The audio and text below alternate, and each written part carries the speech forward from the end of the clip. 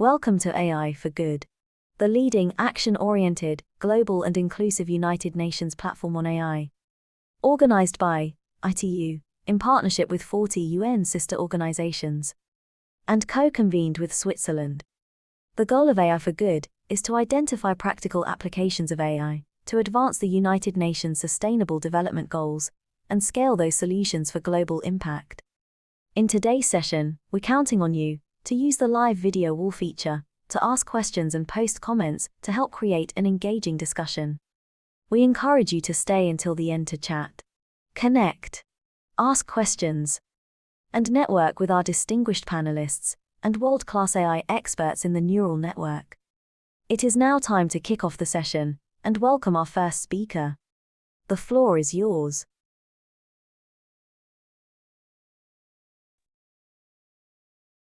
Good morning, good afternoon, good evening, everyone. My name is Matthias Graschel. I'm a resident physician at the Charité University Hospital in Berlin, Germany, and a research fellow in biomedical informatics at Harvard Medical School. And I really welcome you to today's AI for Good webinar by Noa Dagan, AI for Patient Care, Why, Who, What, When, and Where. Before I introduce Dr. Dagan, just a few words about the series. During the pandemic, AI for Good moved online, as I think most of you did. And we created this speaker series between the Harvard Department of Biomedical Informatics and the Charité University Hospital in Berlin, covering different topics around AI and health. And these webinars have also been hosted by the global initiative AI for Health, which has just been launched this year. If you have any questions about this global initiative or want to contribute, please just leave your contacts in the chat and we'll reach out to you. I'm really excited to have Dr. Dagan here. Dr. Dagan is a public health physician and medical informatics researcher. She heads the AI-driven medicine department at Clalit Innovation. And for those of you who don't know Clalit, you really should know, because it's the largest integrated healthcare organization covering more than 50% of the Israeli population. And we owe, I think, nearly all data on vaccine efficacy during the pandemic to the amazing capability of and data scientists at Clalit. Dr. Dagan received an MD and PhD from the Hebrew University and a PhD in computer science from the Gurion University. Dear audience, please ask away during the talk by putting your questions into the chat in the neural network.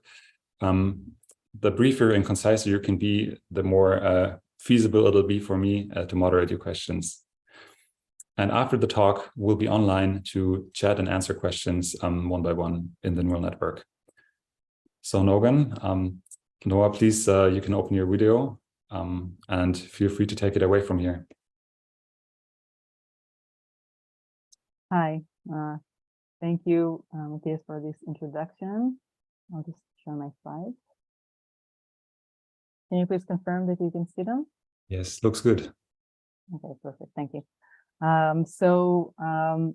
Yeah, I've been basically trying to bridge these worlds of medicine and computer science, data, algorithms for, I think, almost the past decade and many recent years as the director of AI-driven medicine in Clalit, which, as I said, is a large healthcare organization in Israel. And in this webinar, basically, I'll try to share with you our experience of how we utilize AI for patient care. This will be the perspective of a healthcare organization. And basically, I'll try to navigate the key WH questions you can see on the screen here related to this topic. I'll try to share both our the challenges that we encounter, but maybe hopefully also the potentially good solutions that we can come up with and the things that we find feasible. I really hope that this webinar and the content of what we'll discuss will be useful for anyone who wants to use these kinds of tools to promote patient care throughout the world. So let's dive right to the first question of why. So many healthcare organizations, I think all healthcare organizations, are mainly tasked with treating patients, and this is the main thing that they do. But there is a reason why we think healthcare organizations should put some effort into promoting AI, into promoting these useful tools to promote patient care, and why we think that without these tools, it would be really problematic to continue provide healthcare the way we know it today. And there are many reasons for that statement that I've just said, but one of them is basically this plot that shows how the population has changed and still changing throughout the years, and how the proportion of patients who are above the age of 60 is gradually becomes a larger part of the population. And this is important because of this picture. This picture is based on our data, the Clalit data, of how many chronic conditions different age groups of people have. And we can see that over the age of 45, 50, most of the individuals have at least one chronic condition, but pretty soon, as the age increases, we see multiple comorbidities per individual, and we see large number of conditions that we need to treat. And this is the portion of the population that basically needs a lot of patient care, a lot of resources,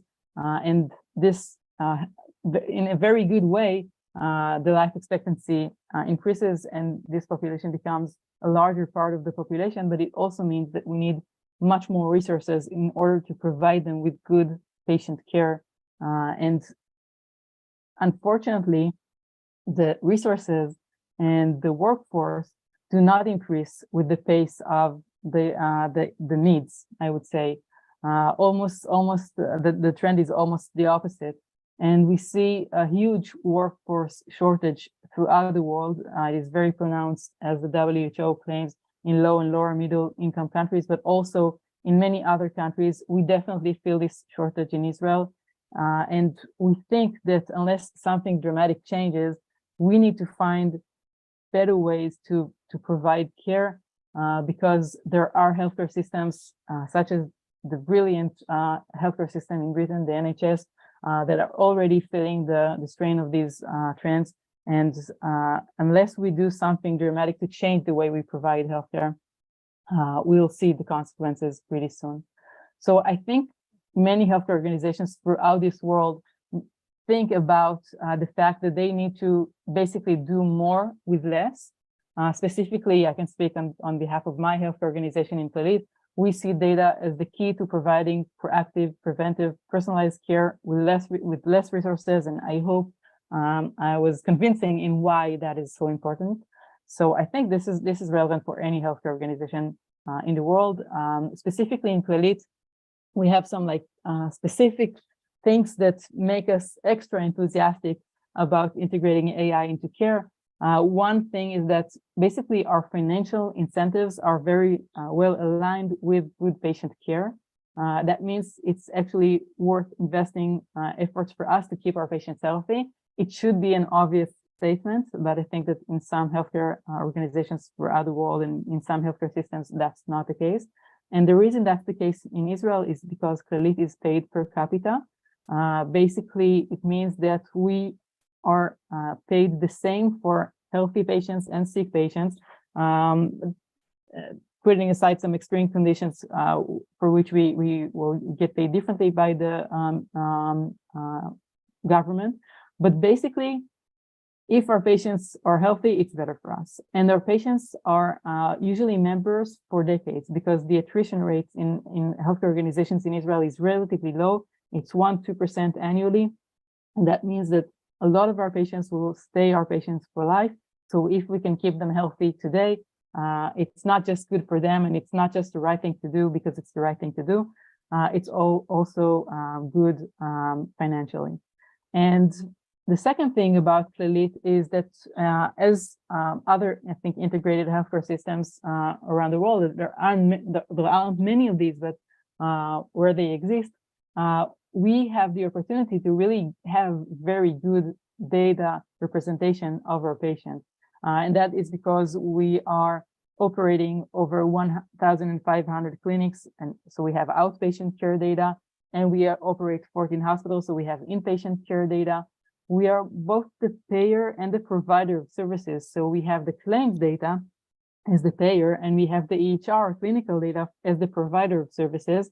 and that's relevant for almost 5 million patients that are currently members in Clalit.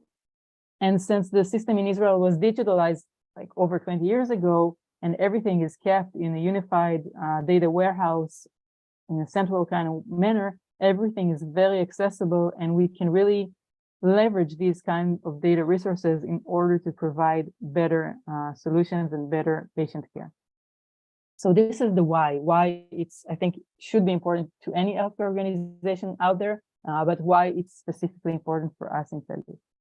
So now we can dive into the question of what is the actual things that we do. And there could be many answers to that and many types of solutions. I try to like methodologically divide the current solutions that we provide into several types of solutions or different types of tasks, which I hope will be useful to discuss.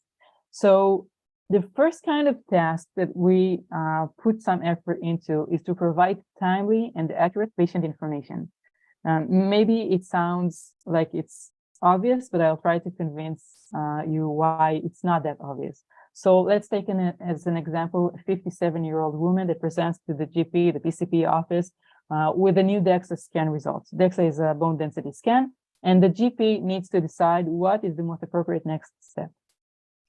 And in order to do that task in the most accurate way that really takes into account everything that the guidelines suggest as relevant for the etiology or treatment decision of osteoporosis, this is the information that the GP needs to collect from the patient's record. So the GP needs to collect the history of various conditions relevant for the treatment of osteoporosis, and you can see a very long list of conditions on the left part of this slide. The GP will probably need to calculate the FRAX quiz. FRAX is a prediction model that is integrated into the osteoporosis guidelines, and that calculator alone takes over 12 different inputs.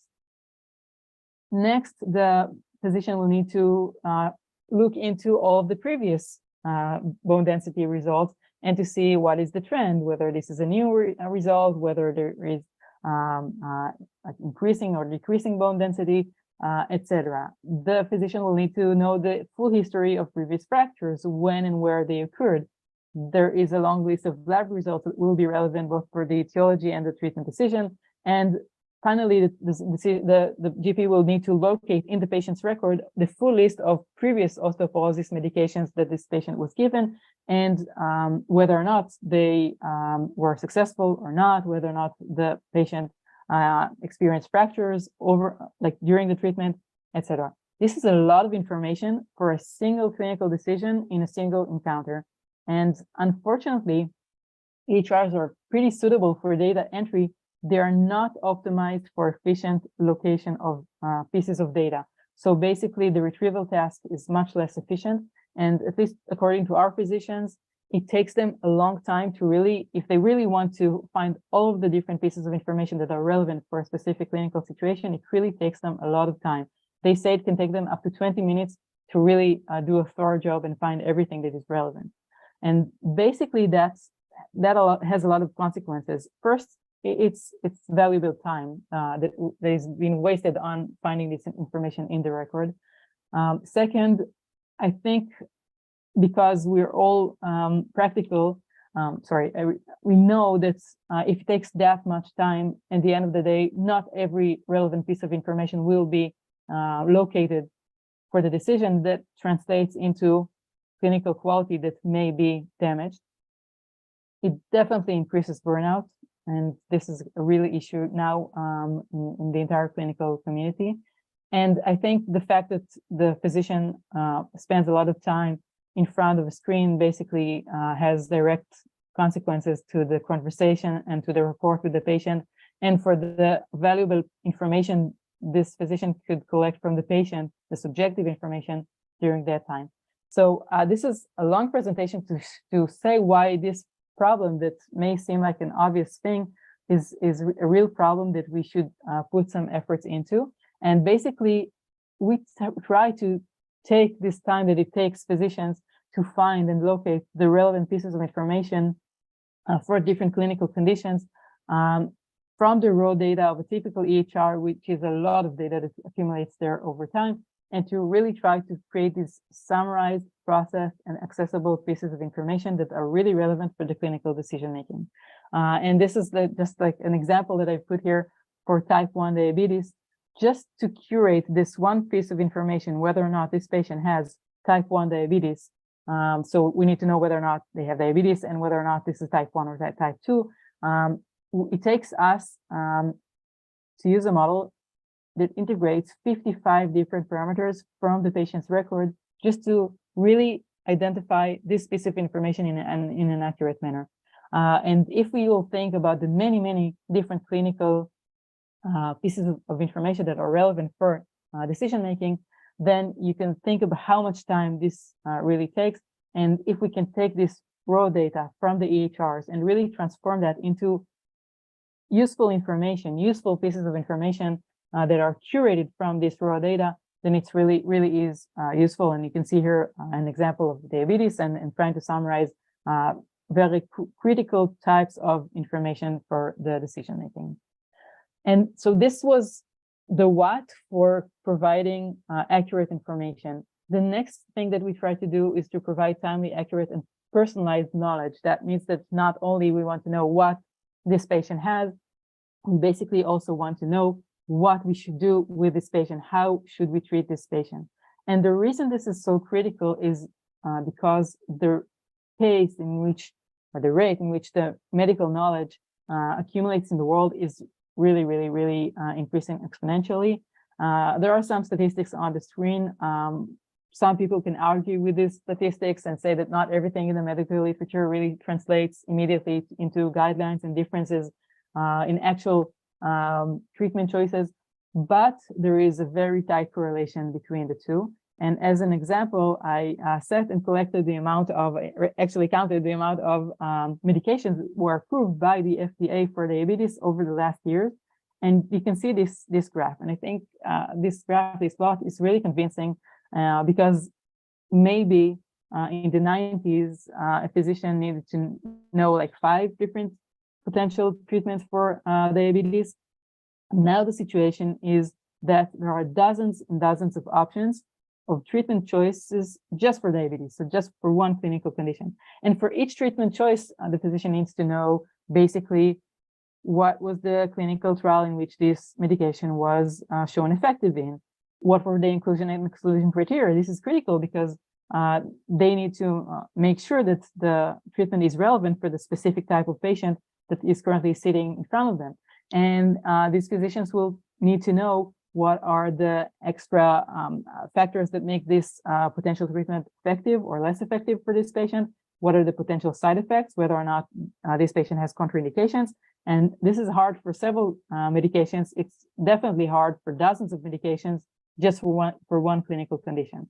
So when we think about this accumulation of medical knowledge, and we think that the task is not only to know and be up to date with this racing medical knowledge, but also to be able to really cross-reference that knowledge with everything that happens in a specific medical record. So the huge amount of information from the patient's record needs to be cross-referenced with that medical knowledge in a time of like a time frame of minutes in a medical encounter to really get to the right treatment workup, treatment diagnosis choice.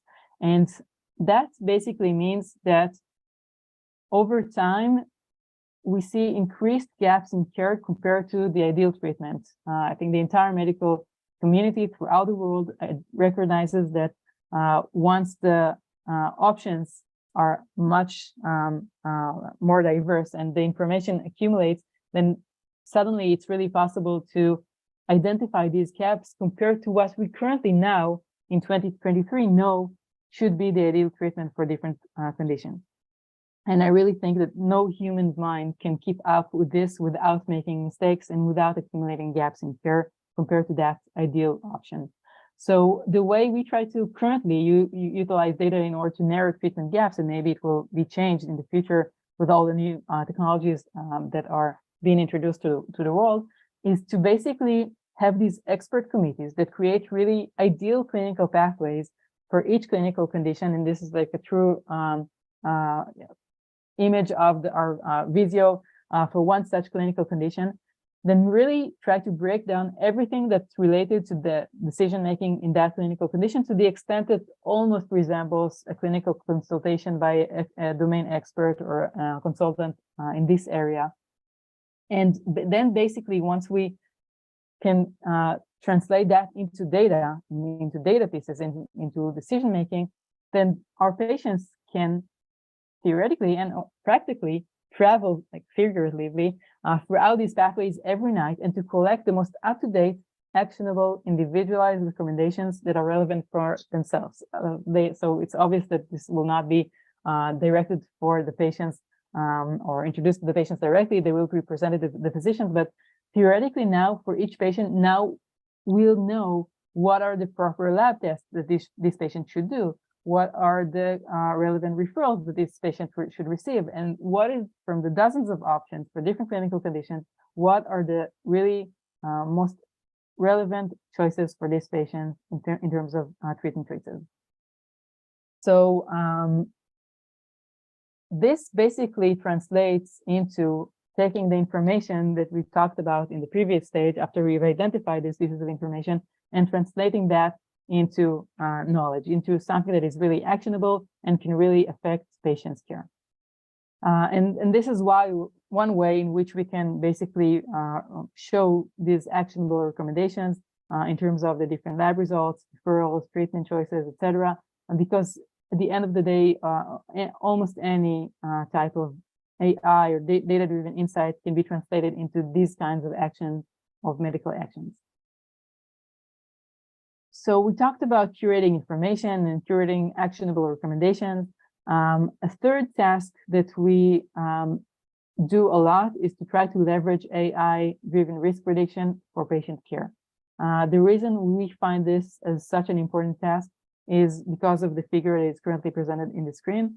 This is a figure that was published in a paper about a year ago, not from Israel, but the authors did a really nice thing. They tried to really calculate how many hours per day a PCP will need in order to provide the proper care, basically. Like everything that is related to acute care, with everything that comes up with the patients and everything they currently need, but also everything that's related to the preventive guidelines and everything that may happen to them in the future, and we want to try and prevent today. So they came up with this number, 26.7 hours per day. And I can tell you that the reason I really like this paper is because it really put a number into something that we see in front of our eyes in the recent years, how the amount of work that our PCPs need to complete every day, like literally increases in front of our eyes from year to year. And it's really obvious that in this situation, the first thing that will take a hit is the preventive care, because acute care will happen because it's currently needed and because the patients come in and they seek that care. But for preventive care, once you're drowning, the fact that you try to lift your head above water and to try to really anticipate what is the clinical condition that this patient might suffer from 10 years from now, and trying to devote the time currently to prevent this from happening is really not obvious. And I think it's pretty obvious that this is the first thing that will take a hit. So if we talk about AI as a way to increase efficiency with less resources, one task that I think AI is really good at is basically to do this action, to shed a spotlight on a specific group of patients that are at specifically increased risk for some condition. And this becomes much more efficient because this is a manageable amount of people who can be like proactively outreach to make sure that this preventive measure is taken care of, and we don't miss that preventive opportunity for these kinds of patients. And we can have dozens of such spotlights for different clinical conditions. But if those spotlights are effective, then we'll be really able to provide cost-effective and accurate preventive care. So how do we do it? Basically, we take a lot of clinical information from the patient's record. We cross-reference that with the outcomes of interest, and we create a prediction model. And I'll give you, as an example, some prediction models that we've used during the COVID-19 pandemic.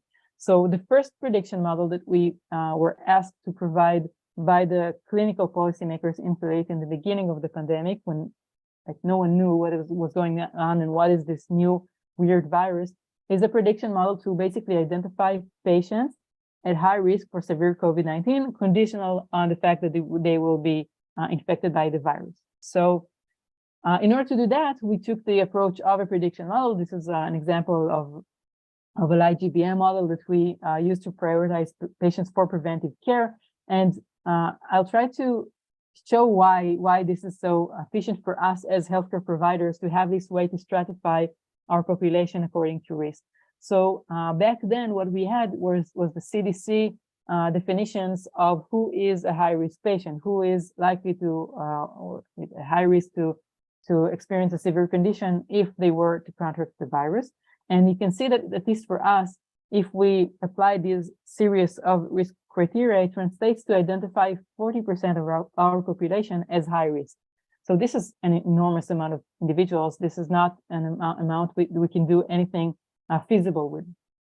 As opposed to that, the prediction model has the opportunity to really rank the population in a continuous manner, then can then be broken down into different strata of how we want to translate that continuous risk into policy.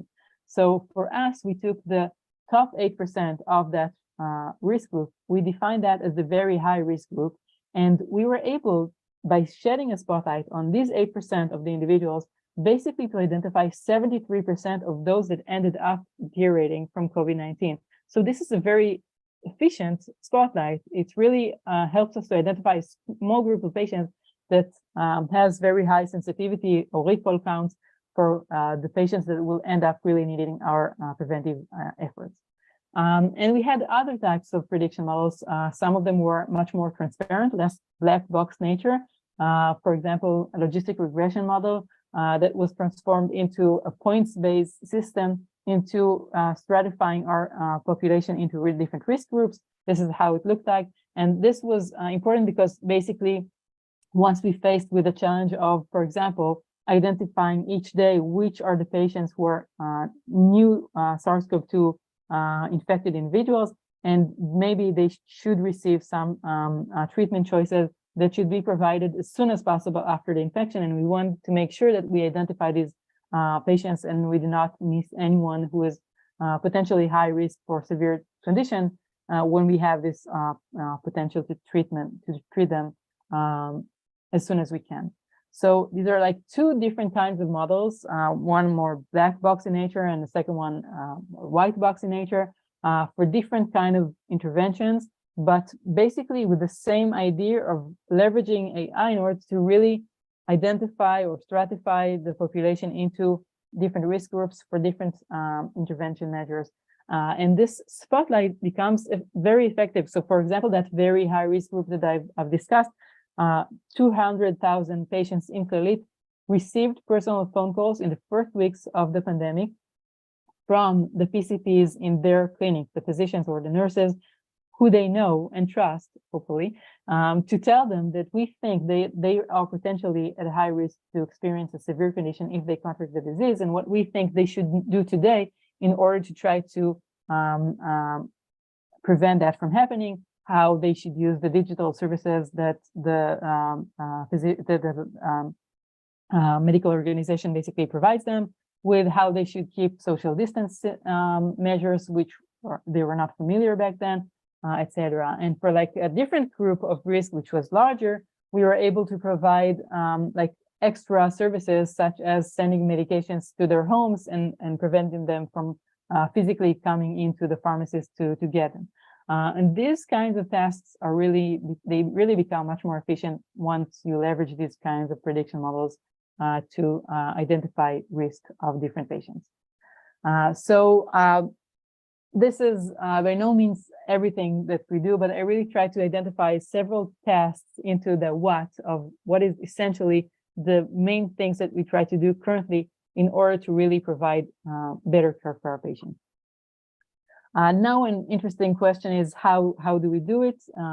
obviously it's not easy, and obviously there are many challenges, but I think we learned some lessons that I hope may be relevant and interesting for other healthcare organizations of what makes this feasible despite all these challenges.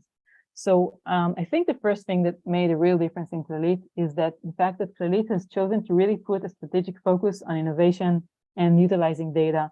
And the first thing that happened with this regard was the formation of the Clalit Research Institute in 2010. And in 2018, the mission statement of this institute really got to be very good at using and analyzing the Clalit data, was basically extended to support innovations throughout Clalit.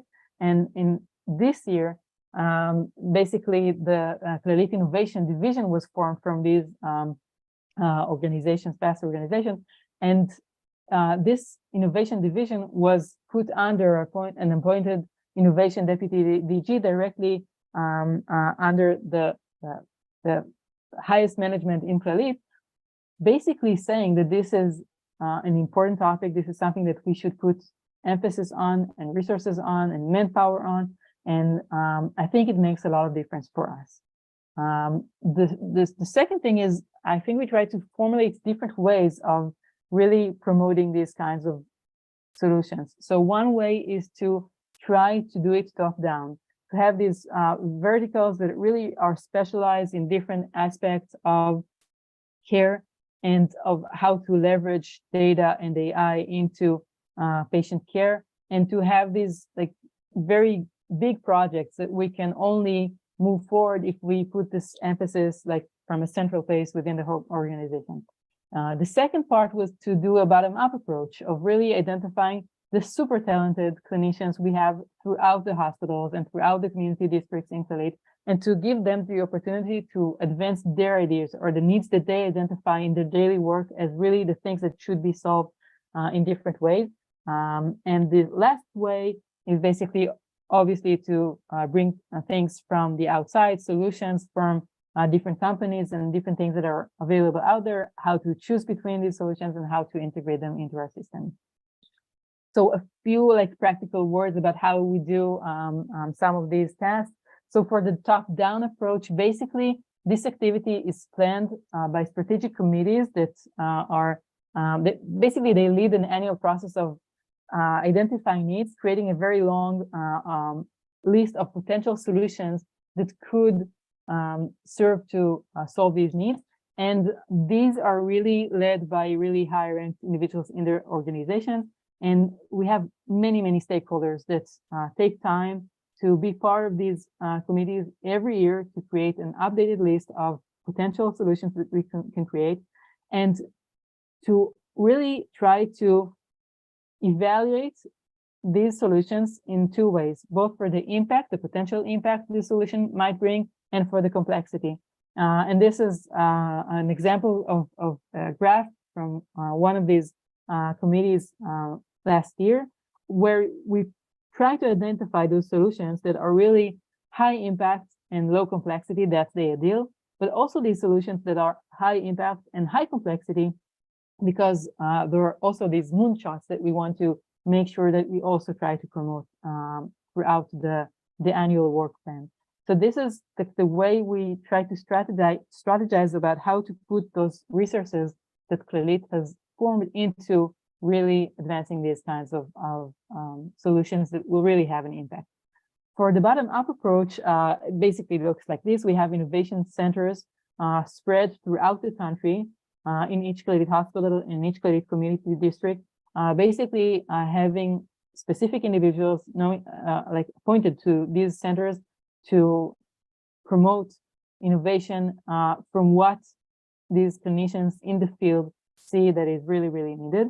And this activity is, there is a budget that goes into it, there are resources that go into it, but also it's augmented by endorsed competitive challenges and internal incubators, and a lot of like a real support system of how we can help these centers that are obviously smaller compared to the central innovation division to really have everything they need in order to provide good solutions for patient care, and really beautiful projects have already came up from these type of innovation centers.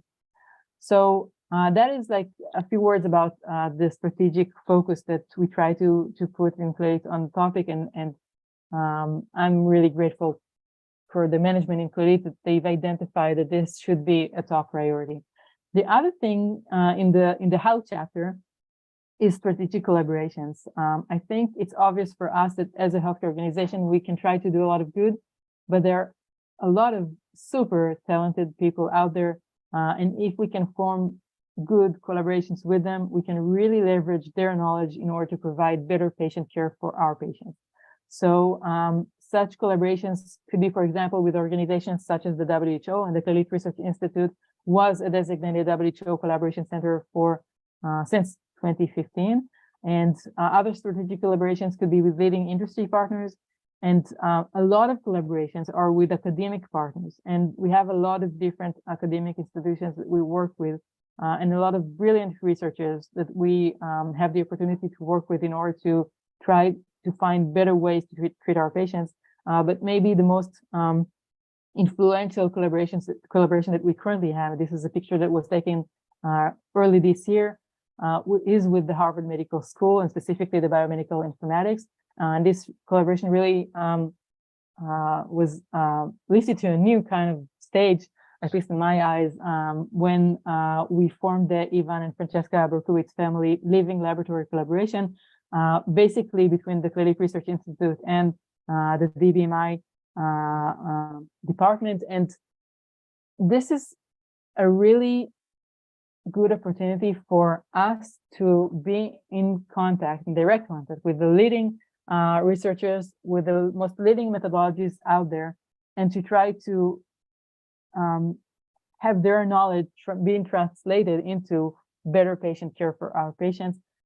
This is a real game changer, and all these collaborations together are a real game changer in terms of how we can provide better healthcare with the resource of the healthcare organizations that are, at the end of the day, obviously limited. The last thing I would talk about in the how chapter is a lesson which I think we've learned during the past year about infrastructures. So I think everyone who is in this field know that we always aspire to try to create these MVPs, minimal viable products, as soon as we can, like the quickest solutions that we can provide in order to really try to promote patient care and to prove that the idea that we have is feasible and it's relevant and it's useful, etc. But that translates into sometimes potentially missing the opportunity to really invest the efforts of promoting the infrastructure and to make sure that the infrastructure that supports these solutions is good, because putting time and effort into infrastructure does not always translate immediately into something you can show. But it's really worthwhile. It's really important to stop every once in a while to make sure that you devote enough time and resources for these kinds of things. And as an example, I'll give our AutoML infrastructure. So it's a process that we've created and we're continuously improving in the past 4 or 5 years to basically automatically create prediction models, automatically cross-reference a potential outcome of interest with 20,000 variables from the clinical data set of the patient record, and to create prediction models. And this infrastructure is something that is, it's not something that you can really show policymakers, look, this is the amazing healthcare solution I've created, but it really translates into something that is a game changer in terms of how we really can create many more prediction models now every year. So if once it took us like a year to create a prediction model around 2017, 2018, it used to take us a full year, sometimes more, to create one prediction model. Now we can create prediction models in a matter of days and weeks, and to get to deployment in a matter of weeks. So that's really something that these kinds of infrastructures, once you really devote the time to develop them, can really change the scale of things that we do. So this was the how, of several hows. And at least for me, the most important thing is the who, because at the end of the day, everything is about people. And if you have good people, you will have good solutions, and you'll have good products, and you'll have really a way to transform patient care. And I'll try to share with you some of the ways that we try to do it. So first thing that really made a difference for us was basically to create and design a new medical residency that did not exist in Israel before that, and to create a new profession of public health physicians. So physicians that specialize in public health and preventive medicine, and to take this classic public health residency. So they know public health methods, they know a lot of epidemiology, everything that is related to classic public health, but we also teach these physicians throughout the residency how to code, how to create prediction models, how to be good product manager, and how to really be good at identifying good potential digital healthcare solutions. And now we suddenly have a physician that speaks both languages, both the computer science or data language, but also the medicine language. And for us, it's really obvious that back when we had physicians sit in a room with data scientists, so they tried to create a really good project. Everyone were super enthusiastic, but after a year or two, in many cases, these projects did not translate into something that could really be implemented at the point of care. But since we have this residency position, and we basically train them to speak both languages, we see that they're like a true catalysator to these processes of really being able to identify such solutions effectively and to really translate them into something that is good practical solutions that can be deployed. And this is like some pictures of our team of residents who are really, I don't have the words to say how incredible they are and how they're critical to the success of the development of these kinds of solutions. The second picture that I will share is a picture of our data science team. So, and this is just basically to say we have a data science team in-house. And this is critical because, again, for us, having people who are on a daily basis, they sit in Clalit, they use the Clalit data for various different tasks of creating various solutions. They intimately know the data and they can really react quickly once a new need arises. This is something that is very important for us. And I think that for healthcare organizations that did not take the step yet of really trying to create such internal teams, this is something that you should definitely consider, because the direction the world is going and the direction the healthcare organizations are going, with everything that I've showed in the why chapter at the beginning, these people will be crucial for your organization. They're definitely crucial for ours. And finally, I promised last picture that I will share. This is a picture that conveys another message, which is we are also pretty invested in creating these cross-functional teams from different divisions with different people with different expertise that can be joined together for specific projects. So this is a team of these residents and data scientists, but also a lot of super talented people from our digital and IT division, developers, data experts, which are involved in creation of a platform, which we call CPI, which I will present in the next slide. But basically, the message here in the who is that sometimes it's really important to be efficient in the way you try to really collect people from the organization, the super talented people from different divisions, from different units, and to create a joint team for a specific project that could be a real game changer. We're nearly there, not a lot to go. But for the when, I thought it will be most interesting to think of the when in terms of clinical conditions, how they develop throughout time. So just to use this chapter to basically convey the message that we try to use these kinds of solutions throughout the course of development of clinical conditions. So as a first example, I'll give an example of what we call primary preventions, trying to really prevent something from happening before it actually occurs. And as a public health physician, this is the most effective type of medicine that we have. It's by far the medicine that has the least side effects. It's the most, it's cheapest, and it really is the most effective, because if we do the right thing, we can really change the course of life, and not by some, like, I don't know, few months or few years of life.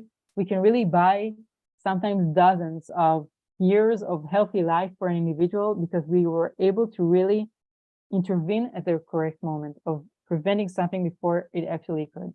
And as such an example, I will give the example of osteoporotic fractures, because this is like a classic example of a condition which I don't know if many individuals outside of the medical arena know, but fracturing the neck of the femur is a devastating event. Basically, it translates into very high mortality and very high morbidity rates in the year after the fracture. So a very large proportion of patients who sustain such a fracture will either not survive the year after the fracture, or just not continue to be the same people they were, independent people they were before that year.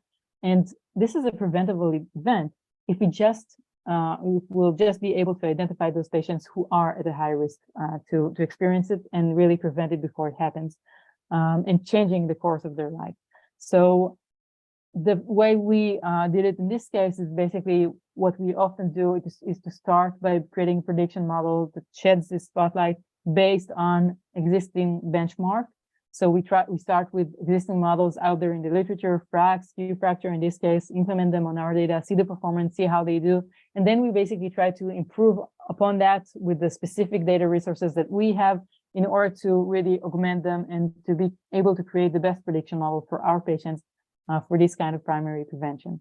The second example I will give in the when chapter is try to do what we call secondary prevention. So trying to do early detection of conditions before the patient deteriorates. So this is before clinical condition is diagnosed. It already occurred, but we wanted to really identify it as early as possible to really change the course of treatment. As an example here, I can give hepatitis C. This is a virus that infects the cells of the liver, but as opposed to acute viruses, this kind of virus basically oftentimes become chronic infection that really creates damage to the liver cells throughout the years.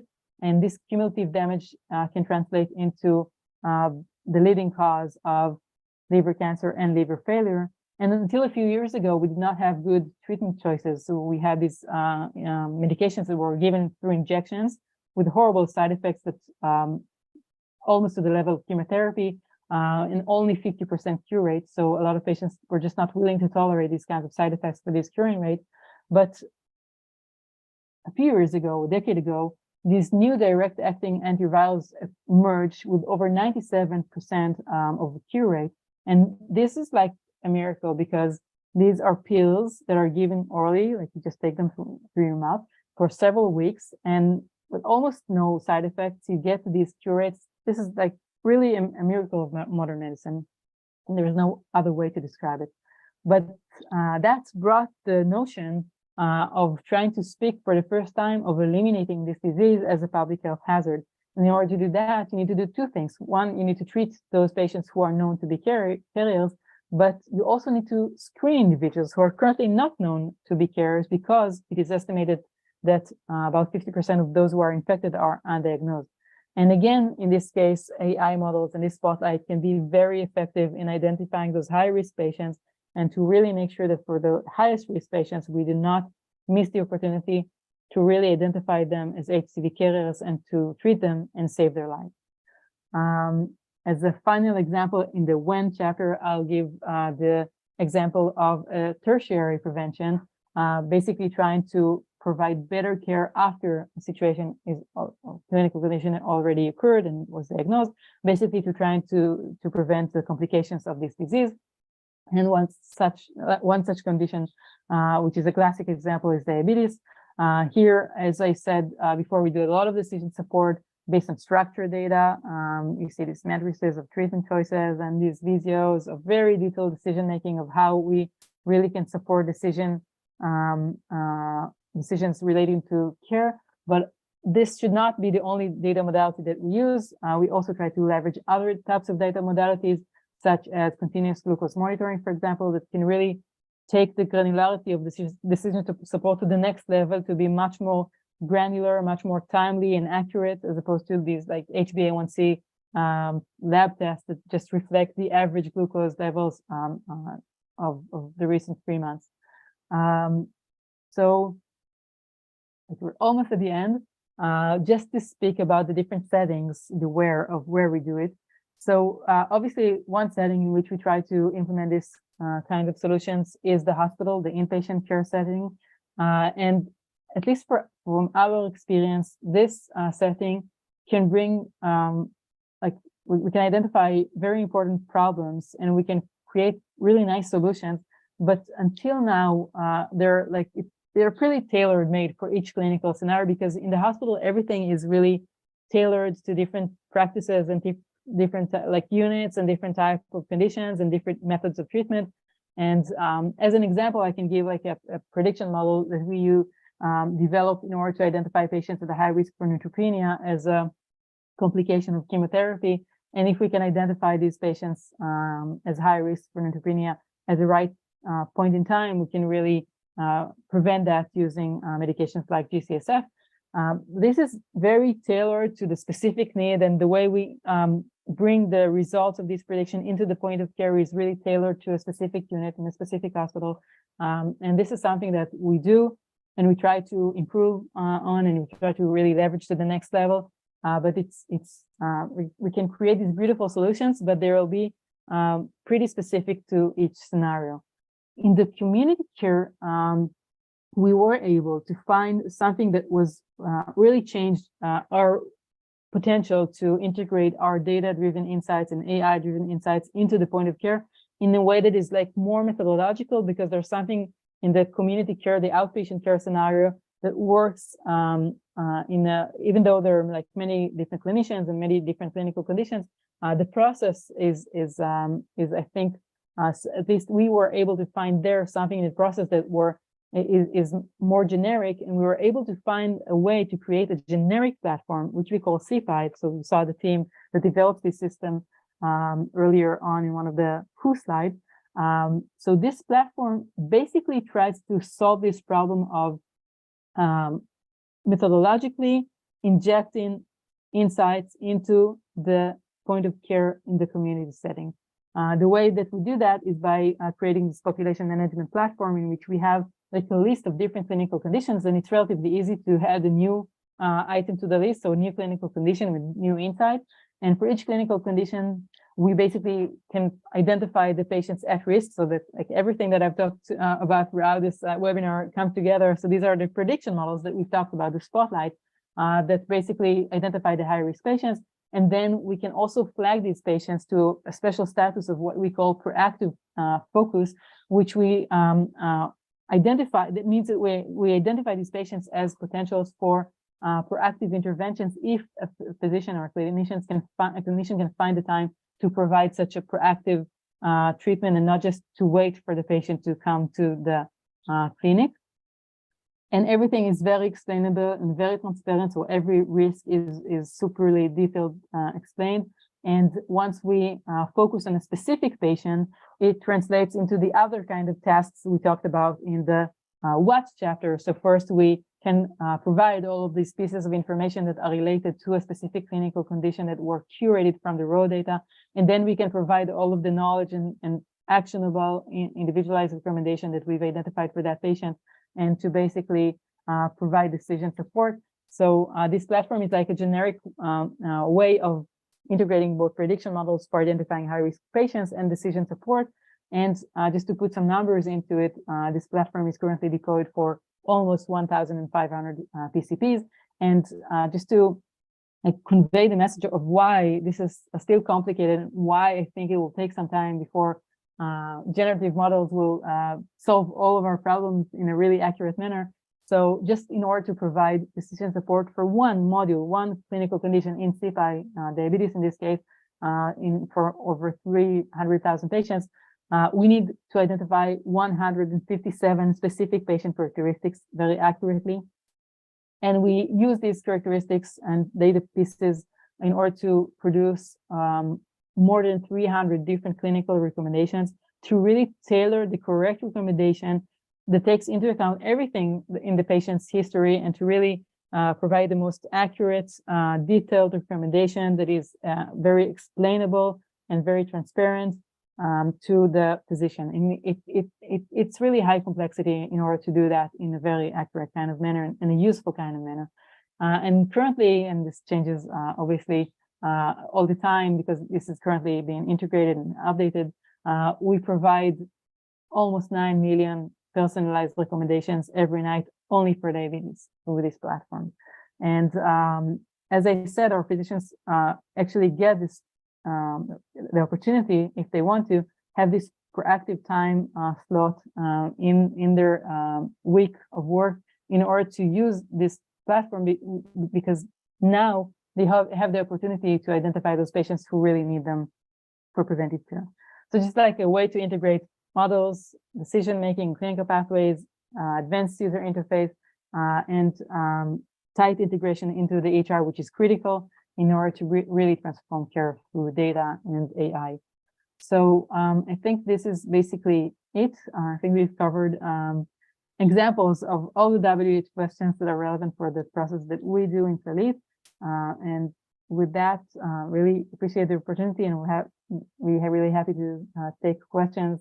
Hopefully, you'll find it useful to promote patient care in your setting as well. Thank you, Noa. That was really fantastic. And I'm just left amazed by how Clalit and how you and your team have really managed to really make data useful for patients, and not the other way around, where what kind of data was, I think, an EHRs were originally designed for kind of getting money from the insurances, and you've sort of turned it around. I want to start by asking a question also from Carmen Maria, who's curious, how do physicians that have a really 100% clinical focus, that went to med school not to interact with AI and models and data, but really just want to take care of their patients, and now they're being kind of confronted with all this innovation, new models, type in some additional data here and there. How does it work? Are they all happy to participate? So obviously the answer is no. It's a uphill battle. At the beginning, we have a lot of skepticism, and from what I've learned, you just, instead of using a lot of words, you just need to provide good MVPs to really be convincing. Because if a physician that was very skeptical at the beginning and say, what do you think? You can teach me medicine. I know how to treat my patients. I do it really, really well. Once you take the best physicians, and I think that no one can be fallible for any mistake. So once you show them that this is their patient list, and these are the gaps that we've identified, I can tell you that we have these sessions in which we teach them how to use the platform. Once they see the first list and the first insight, they cannot listen to anything that the instructor has to say about this button does that and this button does that. All they want to know is they just don't believe it. There's no way I've missed this for this patient. So they start to dig into the record, and for the first record, they say, oh, wow, how did this happen to me? And these are the best physicians that are really up to date with the literature and really super focused on providing the best care. And we have really, really good PCPs in Israel. We have really good outpatient care in Israel. We have really good physicians that choose to be PCPs. I know that's not the case in all around the world. In some places it is, but for us, that's the case. And they're so amazed that this process was able to find places where they can provide better care. Then you don't need any other words in order to convince them. And even though they're super busy and their encounters are super busy and they're schedule every day is super busy with really one encounter after the next, they spend the time to open these insights because they find, that's what they tell us, they find that they're helpful. And if they were not helpful for them, they will just neglect it after one day and stop using it. So the fact that they are using it is just, if they're like, I like the fact that when they open it, they do like this, how did I miss this? And this gesture is how we try to identify which recommendations we'll want to put there and which recommendations we would not want to put there because they'll be like false alerts and not important enough, even if they're accurate. So as long as you provide something that will help them fulfill the reason why they went to med school and why they want to become physicians, they will use the solutions. And if you don't create solutions that do this, then they will just simply not use them. Yeah. And how does it work for patients when they become members of Clalit? Do they sign some sort of broad informed consent that they participate sort of in this, living laboratory sort of research project, or is it just part of becoming member of Clalit? So I have to stress, this is not a research project in any way. This is our obligation as a healthcare organization to provide the best care for our patients. Everything we do in everything I've presented is in the medical guidelines. So as a healthcare organization, if you know, for example, that you had a patient who did an occult blood test to identify whether or not they have colorectal cancer or they're at high risk for colorectal cancer, and for example, that patient was positive in this test, you're obligated as a healthcare organization to make sure that this patient receives the best care. So this is basically it, just to a very granular level, that we want to make sure that our patients receive the best care the current guidelines, the most up-to-date literature has to currently provide them. So this is not research in any way. This is our obligation as a healthcare organization. I think if we were not to do it, then we would not be doing our job. Yeah, that's a cool perspective. Yeah, I took a note of that. Hopefully I can convince our ethics too. This is, and it makes a lot of sense, and you're totally right. Yeah. I'm wondering, how does, specifically now, working with models and running 9 million predictions every night, how do models cope with missing data if there's an HbA1c value missing for the diabetes prediction models? Will it just say, I can't predict for this patient, or will it impute missing values based on previous data? It's an interesting question. So one lesson that we've learned, that in medicine, missing data is a super important signal. So personally, I really don't like to impute this kind of data. And obviously, we will not pass on the chance to provide a prediction. And I can give, for example, for hepatitis C, we found that having elevated liver function tests, liver enzymes, are a risk factor. But having missing values is also a risk factor to the same condition. So if you were tested and you were documented to have normal results, then it basically decreases your risk. But if you have missing data, this is just a feature. So this feature goes into the model. And luckily today, a lot of models can just eat missing data automatically. So we don't have to compute all the XGBoost, IGBMs, et cetera, which are the best kind of models that we currently have for structured data. Basically, these models can just take whatever they get. So if the patient has missing data, and this missingness is informative, we will use that signal, or the model will tap into that signal in order to do a better job of identifying the high-risk patients. Jacob Willem is asking what role you see for locally run large language models that are offered to both providers and patients as sort of chatbots in gathering data and finding the right next therapy. This is a really hard question, because I think everyone in this domain is currently trying to understand what are the potential good use cases in which this amazing technology can do good in. But in medicine, we have this problem that we have to be super, super accurate. And this is currently not the fact with this model, to the level of super high accuracy levels and super transparency in everything, in every decision support kind of insight that you provide. So I can tell you that we are currently trying to understand this question better and trying to find these protected use cases in which the insights can be useful, but in a super protected kind of manner that will not provide any wrong recommendation. So maybe in a few months from now, we'll be able to answer this question in a smarter manner, but just currently I can just say it's not easy. It's a challenge, but it's a good challenge because there are a lot of potential and we really want to understand how we leverage that. Yeah. Can you talk a little bit more about the entrepreneurship program for young nurses and clinicians? How does it work? How do you apply? Do your senior clinicians just give you time off if you have an idea that you want to pursue with Clalit? So this plan and the creation of these innovation centers was basically promoted from someone who's leading this the internal innovation within Clalit, basically trying to form these and succeeding very nicely in forming these centers. And then there's like two ways. One is these centers have dedicated personnel that have like a fraction of their time really dedicated to this. And this is the core team that operates this innovation center. And this core team really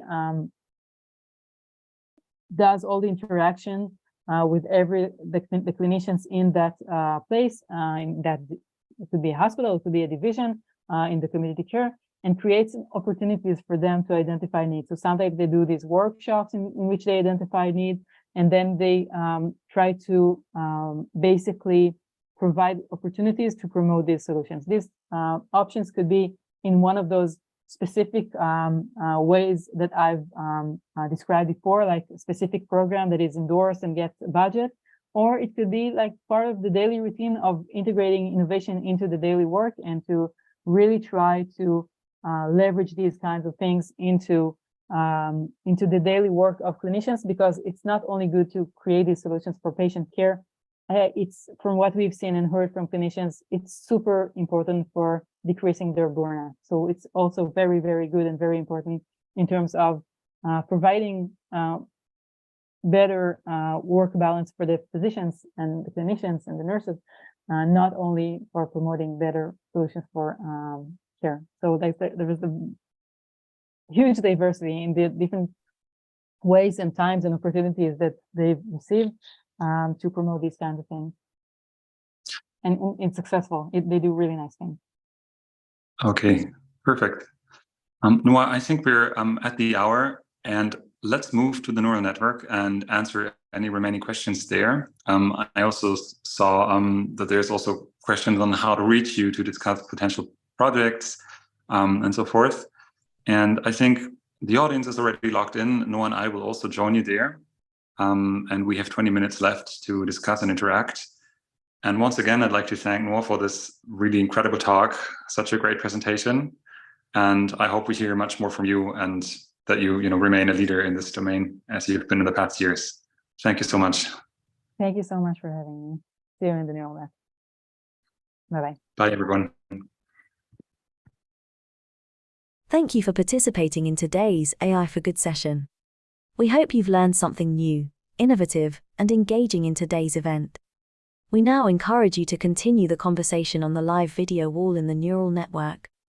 Here you can ask questions, like and comment, share links, complete the poll, connect with interesting profiles, or speak one-on-one using the chat and video function.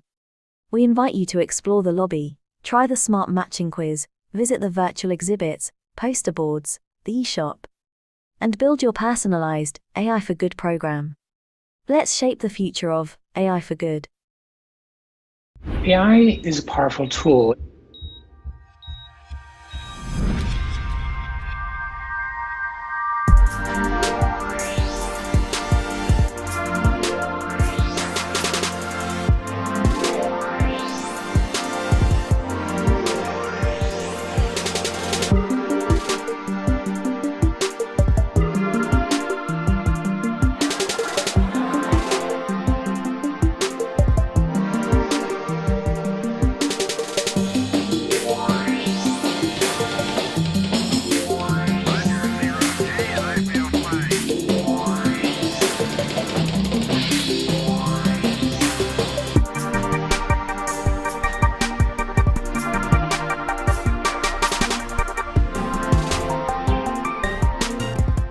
This summit can help ensure that artificial intelligence charts a course that benefits humanity and bolsters our shared values.